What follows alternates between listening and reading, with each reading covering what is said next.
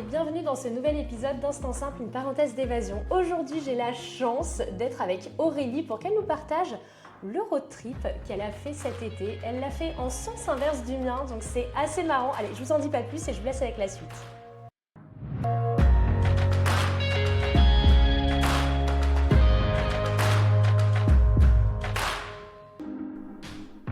Bienvenue sur Instant Simple, une parenthèse d'évasion. Je suis Lina, coach de vie certifiée et voyageuse solo passionnée.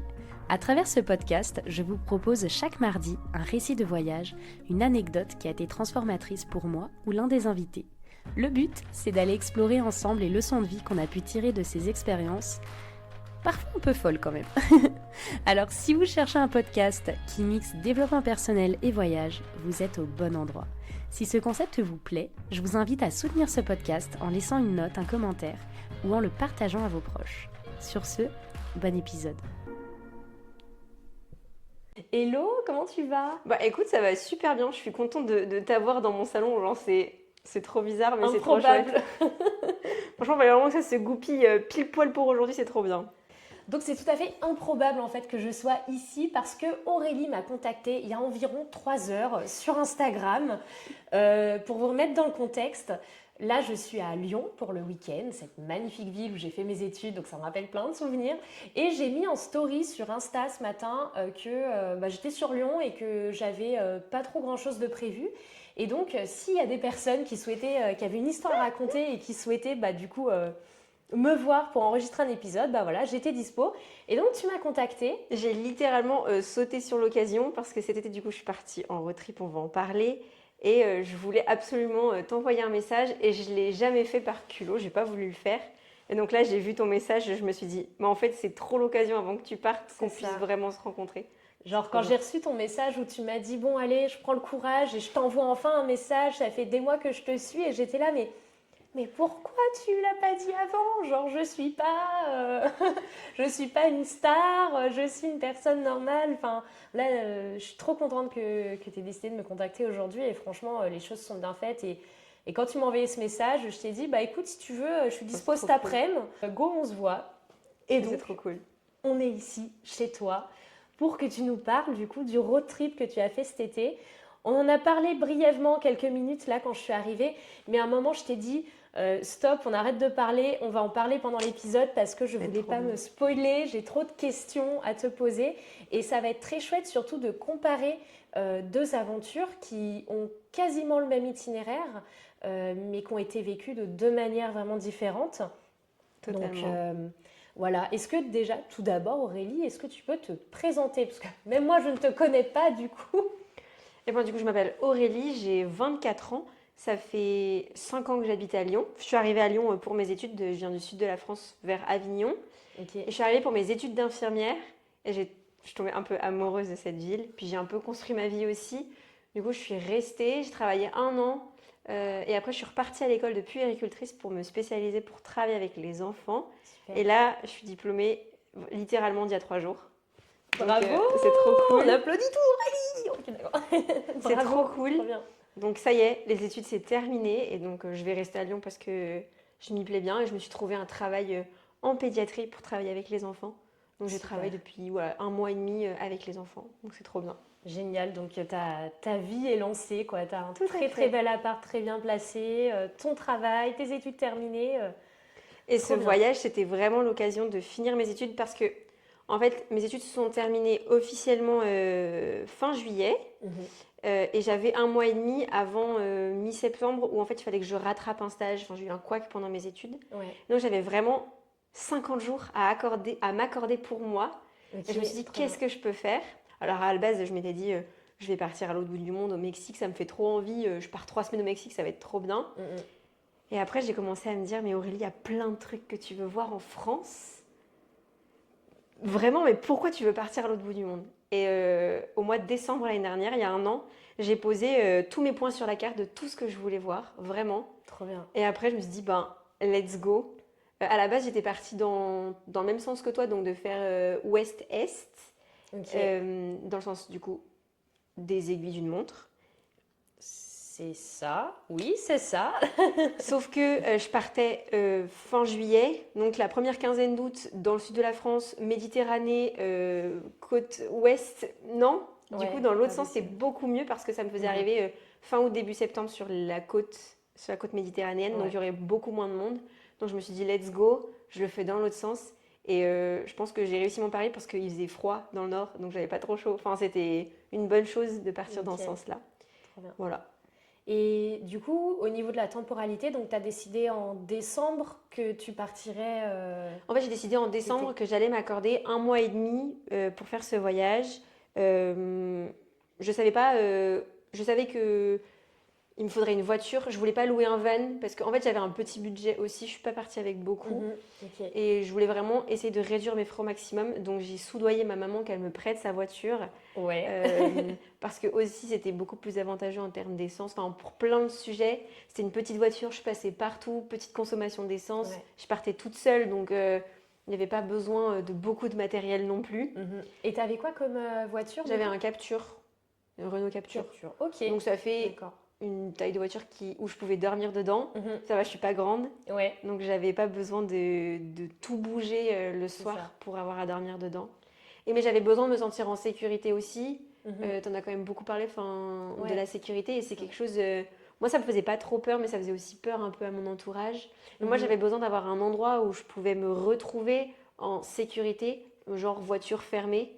Et donc, avec mon papa, on a réfléchi à un aménagement pour que je puisse dormir dans la voiture. J'avais quand même pris une tente si je voulais faire un peu de bivouac, etc. Mais vraiment, je voulais avoir un endroit safe dans ma voiture.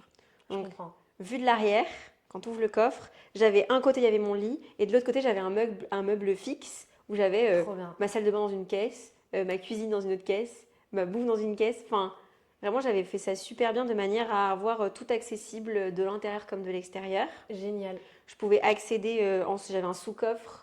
Pareil, mon meuble il reposait pas dessus, donc si je soulevais mon lit, j'avais du matériel en dessous que j'utilisais pas souvent, le kawaii, les choses comme ça. Enfin, ma tente, j'avais pris une bâche aussi au cas où si je m'installais plus longtemps. Voilà, et mon lit, mon père a une idée de génie, c'était un lit table. Donc la nuit c'était mon lit, comme ça j'avais pas de trou, tu sais là où tu mets les pieds du passager. Moi, j'avais un trou, donc là la planche je la poussais au bout et ça me permettait de pas avoir de trou pour poser ma tête. Et la journée, quand j'avais besoin, je poussais, parce que je dormais sur un matelas Décathlon, enfin tout simple. C'était un matelas du coup un matelas de trekking, gonflable ou... Ouais, gonflable. Ouais, ok. Et donc je poussais le matelas gonflable et je tirais, et il y avait la planche qui se dépliait, j'avais une grande table. Trop bien. Et donc j'avais mes petits sièges de camping et que je mettais à l'avant et que je tirais juste à l'arrière pour pouvoir m'asseoir à ma table. Enfin, franchement, l'aménagement était dingue. Franchement, écoute, si tu as quelques photos à nous partager, je les mettrai dans la version vidéo si tu es OK. Carrément. Parce que comme ça, ça montre aussi plusieurs exemples. Parce que moi c'est spartiate. J'avais 4 caisses en plastique. Je m'étais fait un luxe d'avoir un lit double, sauf que la vérité, c'est qu'à la fin du road trip, j'ai empilé mes 2 matelas à une place parce que j'avais trop mal au dos. Et du coup, à côté, il y avait juste tous mes fringues qui étaient étalées sur une longueur. Mais j'ai croisé d'autres personnes, notamment à Osgore, qui logeaient dans des voitures un peu comme toi, où justement, il y avait d'un côté le lit et de l'autre côté un petit meuble, vraiment ultra pratique du coup, parce que les choses sont accessibles facilement. Alors que moi, tu vois, dans des 4 boîtes sous la planche, c'est vraiment chiant parce que quand plus de manutention, déjà tu as une manutention à chaque fois pour aller, pour te mettre en couchage, pour repartir, pour prendre ta voiture. Enfin, c'est un petit bordel. Et en plus, si à un moment tu dois ressortir quelque chose, c'est tout de suite contraignant de ressortir une caisse. Il suffit que ce soit la caisse du dessous, tu dois enlever la caisse du haut, puis enlever celle du dessous, puis enfin bref. Un bordel. Moi, je voulais vraiment que tout soit accessible trop bien. de l'intérieur. C'est-à-dire que s'il pleuvait ou si je voulais vraiment me sentir en sécurité, tout m'était accessible de l'intérieur. Bon, après, honnêtement, pour se mouvoir, c'était compliqué. Mais j'avais vraiment tout à portée, quoi. Et ça, c'était chouette. C'était vraiment une volonté de ma part de pouvoir me déplacer avec ma petite voiture, quoi. Que tout rentre dedans au bon endroit, etc. Donc déjà, l'aménagement, c'était un gros truc. Mais j'ai la chance d'avoir un papa bricoleur, donc c'était trop facile. Et du coup, c'est ton papa, j'imagine que vous l'avez fait un peu à deux, et c'est lui qui a... Ok. Et donc on l'a fait vraiment, littéralement 2 jours avant que je parte. Moi, j'avais l'idée, On avait construit le meuble, on l'avait construit avant, mais tout l'aménagement final, on l'a fait 2 jours avant que je parte. C'est bien de le dire aussi aux autres parce que pour des personnes, tu vois, ils ont l'impression, enfin, quand on dit aménager sa voiture, il y en a, ils pensent comme aménager un énorme van et que ça va prendre une année, mais c'est bien de dire aussi que bah voilà, en 2 jours, moi ma voiture, pareil, j'ai pris 3 planches, j'ai jeté 4 caisses, en une journée c'était prêt, donc c'est pas une excuse, enfin si quelqu'un qui nous écoute a envie de partir, c'est pas une excuse de dire non mais je vais prendre trop longtemps à aménager ma voiture. En vrai, vous prenez un week-end, en un week-end, vous réussissez à l'aménager Totalement. très bien quoi. Après, moi, j'avais beaucoup réfléchi en amont de quelles affaires j'avais besoin parce que je vis à Lyon, mes parents à Avignon. Donc, à la base, on avait monté le meuble plus tôt, comme ça, on avait calculé le nombre de caisses que j'avais et je pouvais vraiment faire une caisse pour telle chose. Donc, j'avais vraiment de quoi. Enfin, j'avais quand même réfléchi un peu en amont, mais finalement, la conception, on a tout jeté l'avant-veille, quoi, de partir. Ouais. Et puis, je trouve le compartimentage, c'est la clé. Genre, en fait, je sais pas si toi aussi ça t'a fait ça, mais moi au bout d'un moment c'était un bordel fini dans ma voiture. C'est-à-dire que plus l'espace est petit, plus il y a du bordel, tu vois. Donc du coup plus il faut ranger. Et le fait de, comme tu dis, tu vois, faire une caisse pour les ustensiles de cuisine, une caisse pour la bouffe, une caisse hygiène, une caisse vêtements, ça facilite tellement la vie. Et la clé, c'était le rangement. En fait, je passais littéralement mon temps à ranger. C'est ça. Et ça me permettait d'avoir un espace qui était quand même correct, quoi. Donc, c'était trop bien. Cool. Et du coup, tu es partie donc 50 jours, donc quasiment presque 2 mois, on va dire. Donc, tu es partie de... Est-ce que tu peux nous dire juste l'itinéraire, les grandes lignes? Les grandes lignes pour qu'on visualise.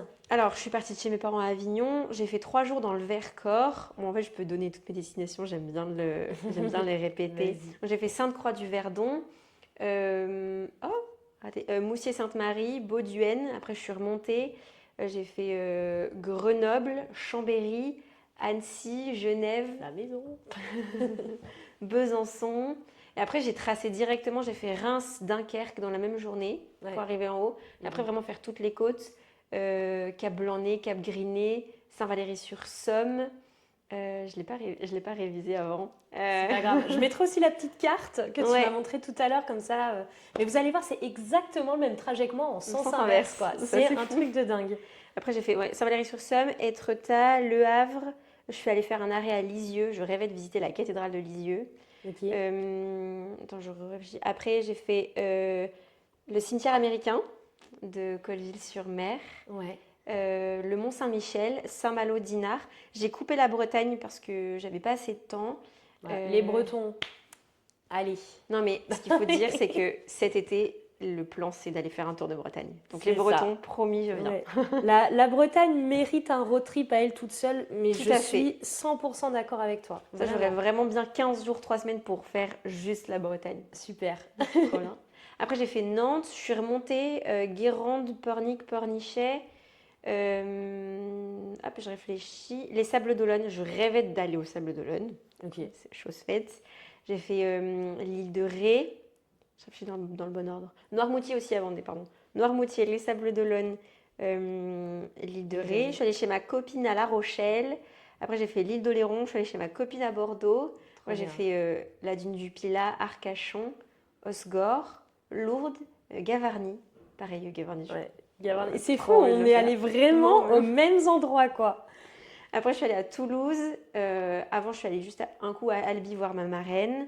Après, j'ai fait Carcassonne, Perpignan, Agde, Sète. À Sète, j'ai fait un aller-retour à Lyon parce que j'avais un week-end que je voulais absolument faire. Okay. Et j'ai fini mon voyage à Sète. J'aurais dû le continuer, mais c'était trop pour moi. Et je pense qu'à un moment donné, il faut aussi savoir s'écouter. C'est vrai. Et donc, j'ai écourté mon voyage. J'ai fait que 45 jours sur les 50 prévus initialement. Mais c'est pas grave parce que Sète a une valeur assez particulière à mes yeux. C'est un endroit où il y a 2 ans et demi où je me suis retrouvée dans un grand désarroi et où ça m'a vraiment permis de me ressourcer, de me recentrer.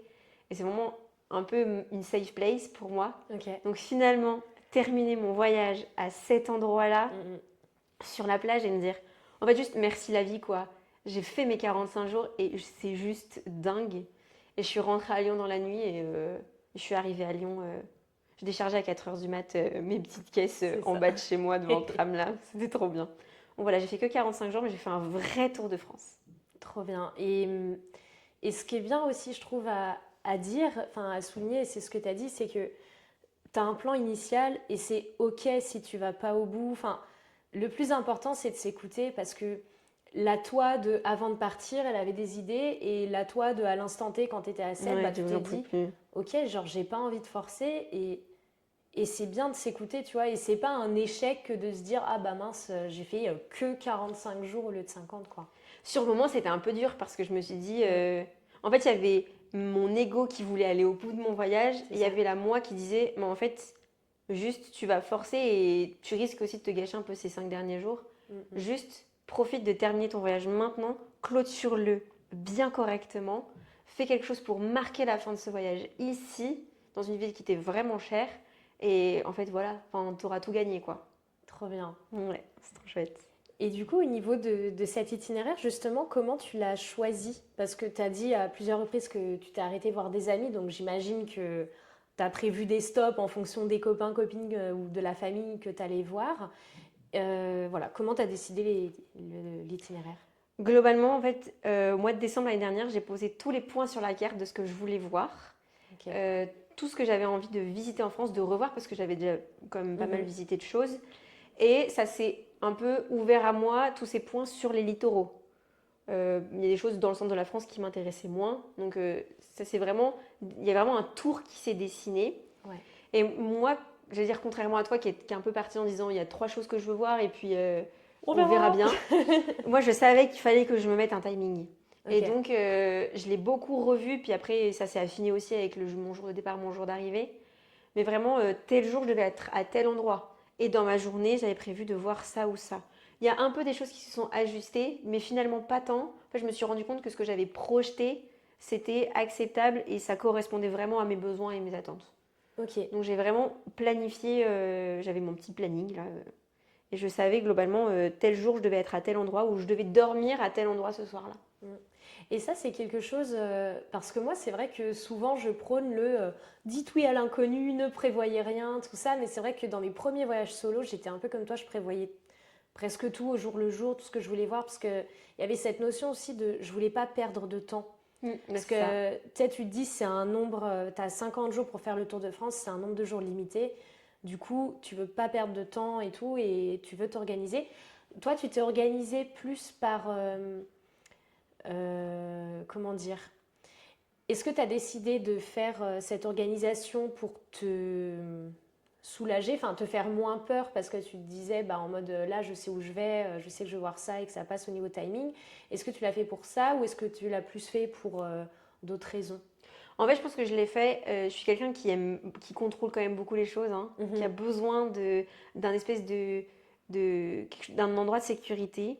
J'ai un besoin de sécurité qui est fort. Et donc, ce planning-là, moi, ça m'apportait aussi une forme de sécurité, de savoir que j'allais passer à cet endroit-là et surtout que j'allais m'y tenir. Je suis quelqu'un qui procrastine beaucoup. Donc, si on me dit, en fait, t'as le temps, ben, je peux ne pas avancer ou je peux avancer un peu trop vite. Et donc, du coup, c'était vraiment l'objectif de me donner un peu un rythme et un timing. Je dis pas faire 2 tiers de la France en 15 jours. Bon, je suis arrivée en Normandie, je me suis dit là, je commence à être un peu fatiguée. Et après, le voyage s'est aussi un peu calmé. Mais c'était un besoin pour moi vraiment que les choses soient posées. Ouais. Et aussi parce que je voulais pas manger la fin de mon voyage. Je voulais vraiment pouvoir profiter de tout ce que j'avais envie de voir. Tu voulais pas arriver aux Pyrénées et devoir te dire bon, il me reste un jour pour faire tous les Pyrénées. C'était ça, et je voulais vraiment pouvoir tout faire. Et c'est pour ça aussi que j'ai timé mon voyage. C'était une manière aussi pour moi de... Ouais, enfin c'est sécurisant. Et puis c'est sécurisant un peu pour ma famille parce que... En fait, je suis quelque part en France pendant 50 jours. Voilà. S'il m'arrive un truc, je suis en France. C'est ça. Et si on en parle justement de cette notion de sécurité, parce que c'est ultra intéressant vu qu'on a fait exactement la même chose. Est-ce que toi, à des moments, tu t'es sentie... Est-ce que tu as eu peur avant de partir? Est-ce que tu avais une appréhension vu que tu partais toute seule? Est-ce que ton entourage a eu des appréhensions pour toi? Et dans les faits, comment ça s'est passé? Est-ce qu'il y a des moments de ton road trip, tu as des anecdotes où tu as eu peur, où tu ne te sentais pas rassurée? Ou au contraire, où à un moment, tu t'es dit des choses où tu pensais que ça allait te faire peur, au final, tu te dis, bon, en fait, c'est pas si pire, enfin, ça va. Alors, je pense que je marche beaucoup à l'instinct. Ce qui s'est passé déjà, c'est que c'est mon papy qui a le plus flippé de tout le monde, je pense. D'accord. En fait, mes parents, ils m'ont fait confiance parce qu'ils ont vu que mon projet, il était viable. Parce que je leur ai posé la question, je leur ai dit, mais du coup, en fait, Ça se tente. quand je suis arrivée à Lourdes, il y a une dame qui m'a dit, waouh, mais moi, jamais j'aurais laissé partir mon enfant comme ça, je comprends pas et tout ça. Et du coup, le soir, j'ai appelé ma mère, je lui ai dit, mais maman, en fait, pourquoi tu m'as laissé partir? Et elle m'a dit, parce qu'en fait, j'ai confiance en toi, ton truc, il était viable. Tu m'as donné les soirs où tu dormais. Moi, globalement, je savais que tu étais suffisamment débrouillarde pour t'en sortir. Il faut dire quand même que j'ai plus de 15 ans de scoutisme à mon actif. Donc voilà, il y a aussi une forme de débrouillardise et de savoir-faire qui est pas le même. Donc ça, déjà, je pense que ça a joué beaucoup en ma faveur. Et puis voilà, le fait que mes parents aussi aient confiance en moi, bah, ça m'a donné confiance de me dire, en fait, c'est bon, je peux partir en sécurité, ça va le faire. Il n'y a pas de moment où je me suis sentie en insécurité. J'en ai un qui me revient là. Mais je disais que je marchais à l'instinct. S'il y a un endroit où je me posais, où je me sentais pas en sécurité, en fait, je changeais de spot, quoi. Il n'y avait pas de, Oui. il y avait pas de demi-mesure. C'est où je me C'est sentais très bien, où je me sentais pas bien. Ouais. Je te rejoins totalement. Il y a une fois dans le road trip, j'ai voulu forcer parce que c'était un parking qu'on m'avait conseillé. Il y avait un mec chelou sur le parking, mais vu qu'on me l'avait conseillé, que c'était quelqu'un de confiance qui me l'avait dit et tout, je me suis dit, c'est pas grave, je reste. Non, au final, j'ai bougé à 1h du matin, les flics sont venus, enfin bref, grosse histoire. Mais du coup, je te rejoins tout à fait sur le j'aurais dû m'écouter. Par exemple, à Saint-Malo, je m'étais trouvé un super tout petit parking de 10 places, vraiment un bon spot, ça avait l'air silencieux, calme, tout ça, très chouette. Je m'étais dit, j'irai dormir là. Je fais ma journée, machin, nain. Vers 22h30, je vais me poser et là, je vois 2 mecs dans une voiture. Je me suis regardée, je me suis dit, non, non, non. Non, non. Et du coup, je suis allée sur le parking du Leclerc à côté.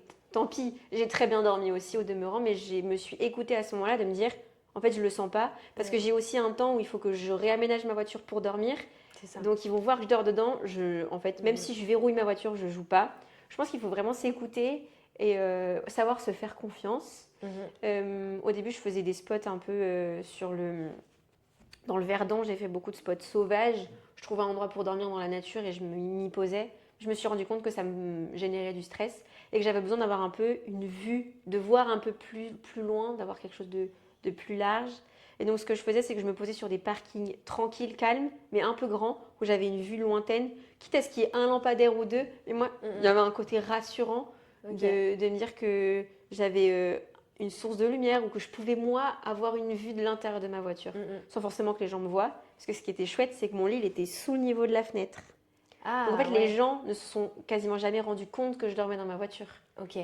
Et grâce à ma mamie... 10 jours après mon début de road trip, je suis allée chez ma mamie, on a fabriqué des beaux pare-soleil, donc pile poil à la taille de mes fenêtres. Trop bien. Donc j'avais certaines fenêtres où j'y voyais et d'autres où j'étais cachée. Et donc il y avait vraiment une forme de sécurité aussi de moi pouvoir voir sans être vue. Trop bien. Et est-ce que au niveau pour trouver tes emplacements pour dormir, moi j'ai beaucoup parlé de l'application Park4Night. Ouais, moi j'ai fait que ça aussi. Ouais, que ça aussi, tu as utilisé. Ouais, j'ai l'impression que c'est vraiment une référence. Park4Night ou alors des parkings. Je savais qu'il y avait certains endroits où, par exemple, à Lourdes, il s'est mis à pleuvoir, il y avait des gros orages. Et moi, je voulais pas juste me poser sur un parking ouvert, etc. Donc, j'ai cherché sur Google Maps un parking où il y avait des panneaux solaires là, qui protègent. Ça fait un peu comme des espèces de, je vois. Ouais, de parking. Et où, du coup, les gens sont à l'abri. Donc, je me suis juste calée à Lourdes sous ce genre de truc-là. Au moins, j'avais un peu une sensation d'être en sécurité. Mais sinon, Park4Night, parce que ça référence tout, ça référence du parking, ça référence du petit spot de nature. En fait, c'est tellement pratique. C'est trop bien. Ouais. Tu as la possibilité de filtrer, si tu veux, un parking qui est justement plus un spot dans la nature ou un parking où par exemple, les camping-cars sont autorisés, etc. C'est ça. Et une autre question, quand tu choisissais tes spots pour dormir, est-ce que, selon toi, parce que moi, j'avais rencontré des personnes qui me disaient qu'elles aimaient bien quand il y avait une autre voiture qui dormait aussi c'était un peu rassurant. à côté, que c'était plus rassurant.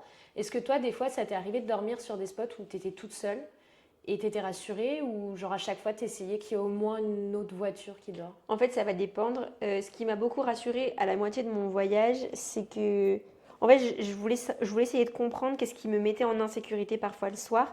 Est-ce que c'était le fait de me retrouver toute seule, complètement dans la nature, ou est-ce que c'était juste moi qui flippais toute seule? Et donc, un soir, je me suis posée dans un camping. En fait, je me suis dit non, c'est juste le fait d'être moi toute seule dans la nature.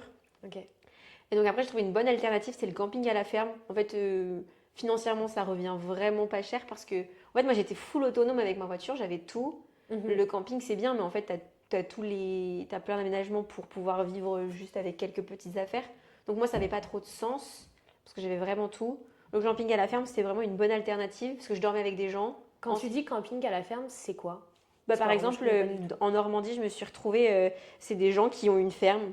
Ils avaient un grand terrain avec une petite table de pique-nique, etc. Et moyennant 5 euros, en fait, on pouvait passer la nuit là-bas. Il y avait un toilette. Et en fait, on peut faire tout ce qu'on veut.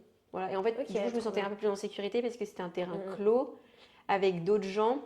Et j'en ai refait un le lendemain. C'était dans un champ de pommes. En fait, les gens, ils cultivent des pommes. Et tous les soirs, l'été, ils laissent leur champ de pommes libre pour des camping-cars, des voitures aménagées, etc. Et là, pour le coup, c'était gratuit. Il y avait des WC, etc. En fait, t'as pas forcément des douches. Parfois, il y a quand même des WC. Et c'est plus que largement acceptable pour moi qui était totalement autonome. Ok. Et je pense la question qu'on se pose tous, enfin, du moins la question qu'on m'a le plus posée, je pense, pendant ce road trip, c'était au niveau de l'hygiène, notamment comment je faisais pour me laver. Donc, enfin voilà, ça me faisait doucement sourire parce qu'apparemment, mon hygiène intéressait tous mes abonnés. Donc moi, c'était très spartiate, j'avais pas de douche ou quoi, c'était vraiment... Enfin déjà, quand j'étais chez des personnes, je me douchais chez les gens, forcément. Mais quand j'étais toute seule, je prenais des bouteilles d'eau et puis je me vidais les bouteilles d'eau sur moi et je me douchais comme ça. Toi, comment faisais-tu pour te laver? Parce que non, mais je préfère poser la question parce que je sais que tout le monde se demande, alors que moi je me demande pas, hein, mais vas-y. Je me suis posé la question avant de partir, mais globalement j'avais quand même des arrêts chez des copains, donc je profitais d'être chez les copains pour surtout me laver les cheveux. C'est ça. Ça c'était quand même bien pratique. Et après sinon moi j'avais acheté une douche Décathlon sous pression, donc c'était trop bien parce que j'avais la douche partout où je voulais. Trop bien. J'avais pris mon maillot de bain et je me douchais n'importe où, je me trouvais dans un petit endroit derrière un arbre et je me douchais. Une fois je me suis douchée dans un lac. En fait dès que tu trouves de l'eau, en fait ce que je trouve hyper chouette c'est que quand tu pars comme ça, tu reviens tellement à des instincts primaires, par exemple. C'est vrai. J'ai revu tes stories tout à l'heure et je me disais, mais il pose la question de où est-ce que tu allais aux toilettes. Mais en fait, il n'y a pas le choix. Enfin, à un moment donné, il faut y aller. Et donc, tu vas dans la nature, quoi. Il n'y a pas 36 solutions. C'est ça. Et tu reviens à des espèces de... En fait, ma seule préoccupation de la journée, c'était de me trouver un endroit pour dormir, à manger. Bon, ça c'était plutôt facile. Un endroit pour aller aux toilettes et pour me doucher. En fait, t'allais bien. Et dans les campings à la ferme, il y avait des douches parfois. Il y en a un ou deux que j'ai fait où il y avait des douches. Ouais. Donc globalement, voilà. Puis dans le Grand Nord, en fait, il faisait 10 degrés le soir, donc j'avais pas envie de me doucher. C'est ça. Et puis je trouve que ça nous enfin, bon là c'est l'instant un peu hygiène, mais tu sais, ça nous rapproche vachement de nos corps parce que c'est vrai que dans notre vie de tous les jours, on a l'habitude de prendre une douche par jour, voire deux, tu vois. Et en fait, moi, je suis arrivée en road trip des fois pendant 3 jours, je me lavais pas, tu vois. C'est pas grave. Enfin, puis j'étais ça va. Enfin, tu vois, genre, je suis toujours en vie, tout se passe bien. Et en fait, je trouve que ça nous remet un peu les pieds sur terre de ce qu'on a vraiment besoin. Est-ce qu'on a vraiment besoin d'une douche par jour? Genre, non, carrément. Sauf si, bien sûr, tu vas à la Zumba, tu transpires des litres d'eau. Bon, je dis pas, mais tu sais, une journée où tu fais juste une petite marche, où tu fais rien de spécial, est-ce que vraiment tu as toujours besoin de te laver? Non, on est d'accord. J'avoue que dans le sud, il faisait vraiment plus chaud. J'étais contente de prendre une douche tous les jours. Mais dans le nord, honnêtement, je le faisais pas systématiquement. Mais finalement, entre les campings, les copains, ma petite douche, je m'en suis plus que largement ressortie. Franchement, c'était tout nickel. Trop bien. Et je voulais aussi rebondir avec toi sur un sujet. Alors attends, je vais juste voir depuis combien de temps on papote. Oh, ça va. J'ai connu pire, ça fait que 30 minutes. Oh là là. On est loin des 1h30 l'autre jour que j'ai tenu. Oui, je voulais revenir avec toi sur un sujet parce que quand on s'est vu là tout à l'heure qu'on buvait notre petit thé avant l'enregistrement, tu m'as dit mais je suis admirative de tes capacités sociales. Enfin, t'es sociable, c'est-à-dire mes capacités à toujours voir du monde et tout. Et je t'ai dit direct, non mais moi je suis full introvertie, je me décharge quand je suis avec les gens. Et c'est vrai que ça a été un gros sujet pour moi pendant le road trip parce que j'étais souvent avec du monde. Et des fois en fait j'étais là en mode... je veux juste être seule, laissez-moi seule. Et genre, je répondais plus aux messages, je faisais plus rien parce que juste, je voulais être toute seule. Et toi, du coup, tu t'es vraiment écoutée pendant ce road trip aussi et tu as été souvent seule. Ouais. Est-ce que tu peux nous parler un peu de ça? C'était mon objectif de voyage. En fait, je voulais vraiment... Ça fait 2-3 ans où J'apprécie vraiment le temps que je passe seule. Je pars en vacances 2-3 jours à certains endroits et je pars toute seule. Et au début, c'est difficile et tout ça. Et puis en fait, après, on apprend à s'écouter, on apprend à faire vraiment juste ce qu'on a envie. Je me lève à l'heure que je voulais, je mange ce que je veux. Enfin, vraiment, c'est trop bien. Et ce road trip-là, je l'ai fait pour ça. Il y avait un gros sujet de me sentir en sécurité un peu partout. Globalement, j'ai fait 5 jours de voyage. Ça a été catastrophique. Je suis passée à côté de Lyon, j'étais à Chambéry chez des amis. J'ai fait un aller-retour à Lyon pour aller voir ma psy, parce que je me suis dit, en fait, là, je vais juste pas survivre 50 jours, ça va pas le faire. Ça m'a pourquoi, du coup, si on doit revenir sur... désolée, je vais vas-y. le couteau, mais si on doit revenir sur ces 5 jours, qu'est-ce qui s'est passé? En fait, je me suis retrouvée seule face à moi-même, face à toutes mes peurs, et toutes les peurs, j'allais dire, de la société. T'es une fille, t'as 24 ans, tu pars toute seule. En fait, t'es qui? Genre, t'as pas peur. Enfin, il y avait vraiment tout ce contexte social, enfin, un peu de pression. Et même de moi-même, je me suis dit, mais à tout moment, il peut m'arriver n'importe quoi. Alors que dans le fond, il m'est rien arrivé sur 45 jours.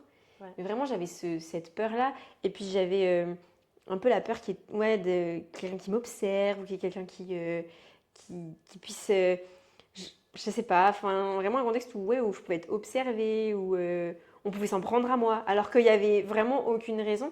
Et vraiment, pour moi, c'était un peu ce capitaine Crochet qui était un peu autour et qui me surveillait derrière son buisson. Et donc, en fait, c'est vraiment un mental que tu alimentais. Totalement. Enfin, en fait, c'est des peurs qui n'étaient pas du tout tangibles. Totalement. D'accord, ok. Et en fait, je nourrissais cette peur, je me mettais en colère contre moi-même, enfin, ça devenait n'importe quoi. Et il y a un soir où je me suis retrouvée dans un spot où j'avais fait un camp scout il y a 4 ans. Et donc, je me suis dit, si je me retrouve là, je vais me sentir en sécurité, etc. Je connais l'endroit, etc. Alors que pas du tout, vraiment. Et là, je me suis dit, meuf, il y a vraiment un truc qui va pas. Et donc, j'ai fait un petit aller-retour à Lyon. Et ça m'a fait du bien parce que en fait, je me suis rendu compte qu'effectivement, ces peurs-là, elles n'étaient pas vraiment... Enfin, de toute façon, la peur, c'est jamais rationnel. Ouais. Mais ça m'a fait rationaliser un peu les choses et me dire, ok, en fait, ce qui se passe là, c'est comme ça, c'est normal. J'ai un temps d'adaptation qui est plus long que la normale aussi. Prends le temps, en fait, de te mettre dans ton voyage. Et à partir de là, j'ai passé une semaine où j'étais un coup chez des amis, un coup chez mes parents qui étaient en vacances, un coup chez ma mamie, un coup chez d'autres copains. Et donc, pendant 5-6 nuits, comme ça, j'ai pu m'acclimater à mon road trip en dormant dans des maisons avec des gens. Ouais. Et donc, que tu connaissais. Exactement. Et donc, il y a eu une certaine forme d'acclimatation. Globalement, quand je me suis retrouvée toute seule à partir du nord de la France vers Dunkerque, là, j'ai recommencé un peu mon coup de flip. Ça a duré 1 ou 2 nuits. Et après, j'ai commencé à trouver en fait, des alternatives. J'allais en camping à la ferme. Je me mettais dans des endroits où je me sentais à l'aise. Donc, j'ai trouvé des adaptations pour me sentir moi bien. C'est bien que tu aies pris ce temps, du coup, de conscientiser vraiment quand tu étais dans cette peur-là, au bout d'un moment, de te dire, ok, dans ce contexte-là, qu'est-ce qui me fait peur, mais surtout, quelles actions je pourrais faire pour me réconforter toute seule et pas rester dans cette peur-là. Parce que vraiment, à la base, je voulais partir toute seule. Je savais que ça allait être un défi personnel, mais c'était vraiment une volonté de ma part. C'était un peu mon dernier voyage seul, un peu un voyage initiatique. Un voyage à la rencontre de moi-même. Ouais. Je savais que j'allais revenir différente. Je ne savais pas comment, quand. Je suis vraiment revenue différente. Aujourd'hui, je ne suis pas trop capable de te dire pourquoi. Si j'ai appris à lâcher prise, j'ai appris à me faire confiance. Ce qui a beaucoup aussi fait basculer mon voyage, c'est qu'à un moment donné, je me suis assise sur la plage à Dunkerque et je me suis dit, bon là en fait, tu vas noter pourquoi tu es partie. Qu'est-ce que tu viens faire ? Vraiment. Okay. Et donc, du coup, je les ai notés. Il y avait notamment dedans visiter la France, prendre du temps pour moi, lâcher prise. Il y en avait d'autres, je me souviens pas tous. Puis il y en a des un peu plus perso aussi. Et donc, en fait, c'était une sorte de me fixer des objectifs pour pouvoir aussi les relire à la fin du voyage. Et à la fin du voyage, quand j'ai relu, j'étais en mode, mais en fait, c'était ça que j'étais venue chercher. Ouais. Donc voilà. Donc je reviens différente aussi parce que j'ai appris à me connaître. Et que ce voyage, il restera gravé à jamais dans ma mémoire. Même quand ça va pas trop, je me dis, mais en fait, je serais bien à cet endroit-là, revivre tel moment parce que c'était chouette. C'est vraiment incroyable et je suis tellement heureuse de récolter un témoignage comme le tien. Cool. Parce qu'il y a tellement de femmes qui ont besoin d'entendre ça. Et c'est vrai que moi, j'en parle beaucoup sur les réseaux, mais bon, au bout d'un moment, peut-être qu'on pense juste que j'ai un pet au casque et que je suis pas normale, tu vois ce que je veux dire. Mais le fait que toi aussi, tu vois, une jeune femme épanouie qui se dit, on a tous nos peurs et tu arrives avec tes peurs, tu dis, ok, genre, j'y vais quand même. Et je trouve que le fait justement de se dire, d'avoir le recul, de se dire, ok, qu'est-ce que je viens chercher et de prendre le temps de l'écrire, c'est ultra puissant parce que ça te ramène à pourquoi tu fais les choses. Parce que des fois, quand on a peur, la petite voix dans notre tête, on adore l'alimenter avec encore plus de trucs et du coup on se fait des films. Complètement. Tu vois ce que je veux dire hein, sur un parking la nuit, t'entends une voiture et là ça y est, t'imagines qu'il y a un cartel de drogue qui va débarquer. Le coup de vent, le Mistral, le vent. À Dunkerque, je dormais et je m'étais cachée un peu sur un bord d'église, mais il y avait du vent. Et en fait, je me disais, mais ce vent me rendait folle, quoi. Vraiment. Alors que c'était juste du vent. Mais toute seule, dans ma petite voiture, j'étais en mode, bon, alors, rationalisons. C'est ça. Et donc, le fait de noter les choses, de me poser vraiment qu'est-ce que je viens chercher, ça permet de rationaliser les choses. Ça, c'était un... Enfin, après coup, j'ai bien fait de faire ça. Ok. Et est-ce qu'il y a des... Là, si demain, tu devais refaire le même road trip, est-ce qu'il y a des choses que tu changerais aujourd'hui avec le recul? Je changerais rien à mon trajet, à mes spots, à ma façon de voyager si je partirais avec un peu plus de gigas sur mon téléphone parce que c'était un petit peu compliqué. Parce que quand on est tout seul, ça va vite. Ça va très vite. Donc je partirais avec un peu plus de gigas sur mon téléphone. Voilà, un peu plus de gigas internet, vraiment. Mais sinon, je reverrais mon aménagement parce que, par exemple, je me suis retrouvée au Cap Blanc-Nez. Je m'étais dit, je vais me faire un super apéro pique-nique à 20h, coucher de soleil, la plage, machin. En fait, je suis arrivée, il faisait 10 degrés, il pleuvait, il y avait un vent de monstre. Et en fait, je vivais dans une voiture, donc j'avais aucun lieu de repli quand il faisait froid. C'est vrai. Et donc là, à 19h, je me suis dit, qu'est-ce qu'on va faire, quoi? Parce que je vais pas du tout pouvoir rester jusqu'à 23h comme ça dans mon pot de yaourt, c'est pas possible. Et donc je me suis dit, bingo, je vais aller au ciné. Je suis allée voir Le Comte de Monte Cristo, ça faisait super. Mais oui, c'est quand j'étais à Caen, j'y suis allée aussi. En fait, c'était. Je me suis dit, j'ai envie d'aller le voir. Très bien. Mon apéro qui était prévu sur la plage, je l'ai mis dans mon sac et hop, je suis allée au cinéma à Monte Cristo. J'ai fait Le Comte de Monte Cristo avec mon sandwich triangle et mes Pringles, genre pareil comme toi. J'avais vraiment tout acheté pour mon super apéro. Et du coup, je me suis fait mon super apéro devant Le Comte de Monte Cristo. Ok. Et donc voilà, pareil, il y avait si j'avais donc quelque chose à changer, ce serait vraiment pas l'aménagement, mais si je devrais repartir, je partirais avec un intérieur où je trouverais le moyen d'avoir un intérieur parce que j'avais acheté un tarp, un truc un peu spécifique, mais toute seule le monter en fait, c'est la galère. Et t'es pas vraiment à l'abri à l'intérieur du vent, etc. Donc McDo était devenu mon meilleur pote pour me mettre à l'abri de la pluie, etc. En général, je mangeais et puis le soir, j'allais me poser. Comme ça, j'avais Internet et j'étais au sec, au chaud. Donc, de temps en temps, dans le nord, surtout, ça m'a quand même bien aidée. Voilà, si j'avais à repartir, je partirais un peu avec un intérieur ou quelque chose pour me mouvoir un peu plus. Mais donc, dans ce cas-là, il faut quelque chose de un peu plus gros qu'une simple voiture. Et la voiture, c'était génial. Tu passes partout, tu passes sur tous les parkings. T'as pas à te poser la question sur les barrières d'1,80 m. Tu passes quoi. Là où tous les camping-cars peuvent pas dormir, hey, moi je peux. Donc, c'est ça. Donc honnêtement, pour le coup, je repartirai avec une voiture. T'arrives dans une ville, tu peux te poser n'importe où. T'as pas un gros véhicule, t'as une toute petite place, c'est bon, ça passe. Donc le format voiture, il le fallait pour ce voyage-là. Mais si j'avais à repartir, je partirais avec un intérieur. Avec un endroit un peu plus conséquent pour pouvoir m'installer confortablement les soirs où il pleut, où il fait pas beau, et choses comme ça. Ok. Et est-ce qu'à des moments, justement, pendant ce road trip, tu t'es sentie seule? Bonne question. Parce qu'il y a être seule factuellement et il y a se sentir seule. Je pense au début du voyage, quand j'étais face à mes peurs et quand j'avais du mal à rationaliser. Je dirais que ces moments-là, mais honnêtement, là, à y réfléchir, pas du tout. Parce qu'après, je me suis mis dans le truc, je me suis mis dans le rythme. J'avais emmené des petites activités, j'avais emmené des livres, j'avais emmené pour faire des bracelets, j'avais emmené mon iPad pour dessiner. J'ai retrouvé le plaisir de lire. Je me suis pas du tout sentie seule. Et j'ai vraiment eu plaisir à être seule sans me sentir seule. J'ai pas de... Je cherche. Donc si je cherche, c'est que... C'est qu'il n'y en a pas. Enfin, ou alors ça t'a pas marqué, Non, quoi. honnêtement, non. Après, parce que j'avais mon téléphone, j'avais de quoi lire. Enfin, non, pas du tout. Honnêtement, non. Trop bien. Ah, c'est trop cool. Mais aussi parce que je pense que j'ai fait tout un travail sur moi-même pendant 2 ans avant de pas me de savoir apprendre à pas se sentir seule.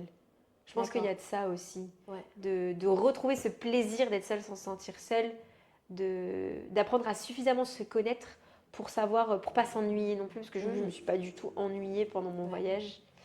Même par exemple quand j'étais dans le Verdon, je me levais tôt le matin parce qu'il faisait très chaud très vite dans la voiture. Et en fait, il y a une après-midi où je me suis posée de 13h à 17h sur la grosse période chaude. Et en fait, je me suis pas du tout ennuyée, quoi. Parce que je me connais suffisamment aujourd'hui pour savoir passer du temps avec moi-même. Et ce voyage me l'a aussi prouvé, en fait, d'une certaine manière. Donc voilà. Et puis le fait de retrouver de temps en temps des copains, le fait d'avoir un itinéraire un peu tracé, d'avoir des journées remplies, je ne pouvais pas m'ennuyer. Et donc, non, je me suis jamais retrouvée toute seule. Enfin, seule avec moi-même, vraiment. Trop bien. Enfin, en tout cas, ça ne m'a pas pesé. Et une autre question que je me posais également, désolée, j'ai plein de questions parce que moi, comme tu l'as dit, j'avais pas vraiment d'itinéraire prévu. En effet, je savais que je voulais voir le Mont-Saint-Michel et encore, je savais pas vraiment parce que je me disais en août, ça va être compliqué. Je savais que je voulais voir Étretat, la Côte d'Opale, blablabla. Mais enfin, je le savais vite fait, tu vois, c'était pas vraiment dans mes plans et tout. Et est-ce que toi, vu que tu as planifié vraiment les choses que tu voulais voir, je sais que j'aime, en tout cas de mon côté, j'aime faire les choses sans avoir d'attente. Et souvent, tu vois, le fait de me dire je veux voir ci, je veux voir ça, et ben le jour où je me retrouve face à cette chose-là, je me le suis imaginé dans ma tête avant, je me suis fait des films avant et tout. Et du coup, des fois, quand tu arrives devant le lieu, c'est possible d'être déçu puisque tu as eu une attente avant. Est-ce que toi, ça t'est arrivé sur certains lieux, du coup, vu que tu avais prévu? Non. En fait, je crois que les seuls trucs où j'avais vraiment... Enfin, les seules choses où j'aurais pu être déçue, finalement, c'est les endroits que j'avais déjà vus. Parce que l'année dernière, j'étais partie 4 jours à Dunkerque. Donc là, en fait, retourner 2 jours à Dunkerque, c'était pour revivre aussi cette ambiance que j'avais... découvert toute seule. 7 aussi, un peu le Puy du Fou. Mais sinon, ces endroits que j'avais visités beaucoup plus jeune, beaucoup plus petite, voire jamais. Et c'est pas parce que je le planifiais que déjà je laissais pas place à l'imprévu et en plus que je pouvais pas en profiter. Typiquement, je savais que je voulais aller sur l'île d'Oléron pour voir Fort Boyard. C'était un rêve de gosse ultime. Et en fait, c'est pas parce que j'avais planifié, je réfléchis, c'est pas parce que j'avais planifié que tel jour je serai à l'île d'Oléron qu'en fait, je savais pas où est-ce que j'allais atterrir pour voir ce fort. Tu vois, j'ai atterri sur une plage avec plein de moules, des crabes et tout. Mais en fait, je pensais pas le voir de cet angle-là, à cet endroit-là, à ce moment-là, dans ce contexte-là. Okay. Donc je pense, enfin, même Osgore, en fait, je savais globalement un peu à quoi m'attendre, mais sans plus. J'avais la destination. Mais j'avais pas le qu'est-ce que j'allais vraiment y faire. J'avais pas planifié chaque minute de ma journée à me dire je serai à cet endroit-là, à ce moment-là, etc. En fait, je suis arrivée à Osgore, je suis arrivée un soir. Je me suis calée dans un petit endroit. Le lendemain, j'ai dormi. Et puis l'après-midi, en fait, finalement, je suis pas allée à Osgore, je suis allée à Cap-Breton. Je me suis baignée, il y avait des vagues, c'était trop chouette. Alors qu'à la base, j'avais pas forcément envie de le faire. En fait, c'est pas parce que j'ai planifié les choses que j'ai pas vécu l'instant et que je n'ai pas profité pleinement. J'ai pas le sentiment d'avoir été déçue de mon voyage. Parce que ce voyage, je l'ai vraiment regardé avec des yeux d'enfant. Vraiment, c'était rêve de gosse sur rêve de gosse, quoi. Tout. Le Mont-Saint-Michel, je l'avais fait, j'avais 5 ans, j'en ai 24. En fait, rêve de gosse de retourner au Mont-Saint-Michel, quoi. C'est waouh. Tout était... En fait, je me suis vraiment mis dans une posture de contemplation et d'émerveillement. Vraiment une enfant, quoi. Et donc, je pouvais pas être déçue parce que... tout était expérience et nouveauté, quoi qu'il arrivait. C'est tellement bien. Puis je trouve que le fait de le faire seul comme ça, c'est genre, rien ne peut gâcher ma vibe. Tu vois ce que je veux dire? C'est genre, des fois, tu vois, visiter quelque chose avec quelqu'un, il suffit qu'il soit pas dans le même état d'esprit que toi ce jour-là. Des fois, ça peut même te te couper dans ton énergie. Et là, le fait de le faire toute seule et te dire en mode ouais, je vais voir ça, mais oh, Fort Boyard, c'est un truc de dingue, tout ça. Bah, moi aussi, je suis allée voir Fort Boyard du coup. Mais ouais, je te comprends tout à fait et je te rejoins tout à fait là-dessus. Et c'est bien justement de dire que même si tu peux planifier un voyage et quand même te laisser surprendre par la vie et contempler et kiffer, quoi. C'est ça. Et même, en fait, quoi qu'il arrivait, c'était... D'un côté, je pouvais m'en vouloir qu'à moi-même, mais d'un autre côté, je pouvais profiter avec moi-même. C'est-à-dire qu'il y a un matin, par exemple, je voulais aller visiter l'île de Ré. Mais je suis une lève tard et je me suis levée un peu trop tard. Et du coup, j'ai dû speeder ma visite de l'île de Ré, etc. J'ai un peu pesté, je m'en suis un peu voulu. Mais en fait, à la fin de la journée, je me suis dit, mais regarde le positif. Ouais, tu t'es levé plus tard, mais du coup, t'as dormi, c'est cool. En plus, t'as quand même pu profiter de telle chose, telle chose, telle chose. Donc, en vrai, il n'y avait pas... Et puis, les opportunités, elles arrivent à ce moment-là. Pour le cimetière américain, par exemple, pareil, je me suis levée un semblant trop tard. Et en fait, j'ai bien fait de me lever trop tard parce que tout arrive pour une raison et je suis arrivée à un moment donné où une guide, elle lançait une visite gratuite du cimetière. Tu vois, je serais arrivée plus tôt au cimetière, je n'aurais pas eu la visite. C'est vrai. Donc en fait, juste laisser faire les choses. J'étais dans un état d'esprit où mes seules préoccupations, c'était me trouver à manger, me trouver un lieu pour dormir. En fait, laissons. Et mon planning, quand même, de le suivre à minima. J'avais besoin de ça pour avancer. Mais en fait, c'était la seule chose qui comptait. Donc, en fait, après, tout peut arriver, quoi. Trop bien. Et du coup, là, si on doit clôturer un peu tout cet épisode, ouais. Quand tu es revenue, et encore aujourd'hui, comment tu te sens après ce voyage? Je rêverais d'y retourner. En fait, la sensation que j'ai éprouvée de liberté, de connaissance de mon corps, un truc tout con, pendant ce voyage, je ne pouvais pas continuer de réfléchir et d'avancer la vessie pleine. C'était pas possible.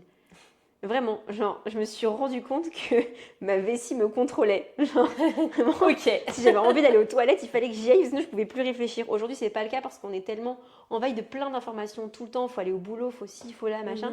Qu'en fait, il y a des choses qui prennent le dessus, alors qu'en fait, on revient à un état où on s'écoute vraiment, on écoute notre corps, on écoute nos besoins. Et j'ai adoré cet état où juste je prenais le temps pour moi. Ouais. Ça me manque fort. Les paysages, la visite, changer d'endroit tous les jours, me sentir vraiment libre, vivante, avoir du temps, ça me manque. Aujourd'hui, je dirais qu'il faut que j'apprenne. Ce que ça m'a appris, c'est vraiment de prendre le temps au quotidien, de prendre le temps juste d'admirer la vue, en fait. Tout est toujours beau, même dans ma journée lambda de boulot, tout est toujours beau. Apprendre à prendre le temps, en fait. C'est vraiment ça que m'a appris ce voyage. Et c'est aussi pour ça que j'ai envie de repartir, c'est parce que j'ai aussi envie de... C'est des moments où on est obligé de prendre le temps. Dans notre vie de tous les jours, c'est plus difficile. Et dans cet état-là, en fait, en voyage, c'est pas que ça t'oblige, mais la situation fait que du coup, tu prends le temps. Et vraiment, ce sentiment de bien-être intérieur et de juste se poser, ça, je le garde encore vraiment. Et quand il y a des jours où ça va un peu moins bien, je me rappelle de ce voyage et je me dis, waouh, c'était fou. Et après, ce que j'ai fait de bien, c'est que j'ai fait une story par jour, tous les jours, avec les photos de ma journée. Trop bien. Et donc, c'est un peu, de temps en temps, hop, les re-regarder pour se dire, waouh, qu'est-ce que j'ai vécu, quoi. J'ai quelque chose de chouette. Et si tu devais donner un conseil à quelqu'un qui hésite à se lancer, genre qui a envie de faire ce fameux voyage, qui sera le sien, mais genre qui n'arrive pas à se lancer, qui n'ose pas, qu'est-ce que tu En fait, il faut se donner les moyens. Les autres, on s'en fout. Parce que si j'avais écouté mon papy qui me dit « Tu pars toute seule, Aurélie, j'ai pas envie », en fait, je serais peut-être pas partie. Après, j'ai eu la chance aussi d'avoir des gens qui autour de moi m'ont dit « C'est une idée géniale, vas-y, fonce ». Je dirais en fait, lance-toi. Si tu as besoin de planifier, planifie. Si tu as besoin de créer des repères, crée-toi des repères. Moi, c'était d'avoir tout dans mes boîtes, d'avoir fait mon planning, d'avoir la voiture de ma mère. Enfin, il y avait des choses où il fallait que ce soit comme ça. Crée-toi tes repères, crée-toi... réponds à tes besoins, mais pars. En fait, juste pars, vraiment. Ouais. Il y a pas, en fait, si tu as l'idée, pars. Va au bout de ton idée, va au bout de ton rêve, parce que honnêtement, ça vaut mais tellement le coup. Enfin, vraiment, je reviens différente de tout ça. Pars. Voilà, c'est tout ce que j'ai à dire. Trop bien. Va-t'en, pars en vacances, pars en voyage même. Eh ben, merci beaucoup pour ton énergie, pour ce très bel épisode. On va voir si on enregistre celui du scoutisme après, parce que Aurélie est scout depuis 17 ans. Ouais, et c'est du ça. coup, le monde du scoutisme, c'est quelque chose que je ne connais pas. Et c'est intimement lié aussi à ce que j'ai vécu finalement. C'est vrai. Donc, je pense qu'il y a moyen, bon, vous n'allez pas le voir la même semaine, tout ça, mais il y a moyen que juste après, là, ça parle scoutisme, on enregistre ça. Bon, en tout cas, merci à tous de nous avoir écoutés. Merci à toi pour ton partage. À toi aussi. Et comme quoi, des fois, tout est juste dans l'univers et le mieux arrive au meilleur moment. C'est 2 phrases que je pense vraiment et tu en es l'exemple parfait. Voilà, donc sinon, en fait, je viens de réfléchir, pars et ose, parce que tu vois, j'ai osé lui envoyer un message et du coup, on tourne cet épisode-là. Donc, honnêtement, il faut oser. Let's go. Voilà, merci. De rien.